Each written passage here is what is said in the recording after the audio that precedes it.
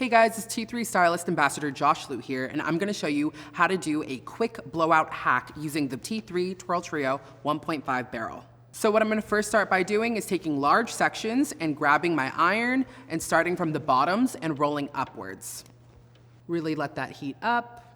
Make sure you're using your appropriate heat setting. Sometimes when I do these quick blowouts, I like to put it on a lower heat setting just so that way it really can heat up through the entire large section of my hair. I'm gonna go ahead and let that go.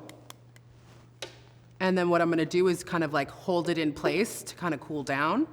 And if you have hair that kind of falls really easily, you can go ahead and use a little setting clip too, and just let that set. I'm gonna go ahead and let that go now.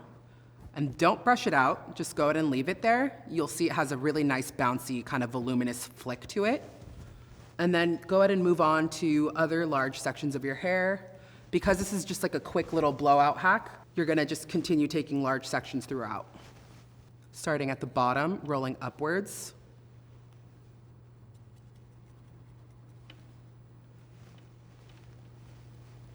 For blowout looks, I like to hold it horizontally so that way it doesn't become too spirally, so it still gives that nice blowout kind of finish.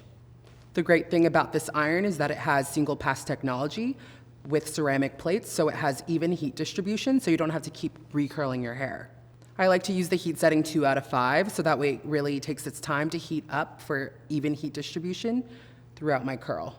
And then once it's nicely heated up and I can feel it from the outsides, I go ahead and slide the barrel off. I let that cool down. And then once you feel that it's nice and cool, you can go ahead and drop it, or you can set a pin in it, so that way it can go ahead and set. And don't be afraid because we're gonna brush this out and it'll create a nice soft blowout kind of finish.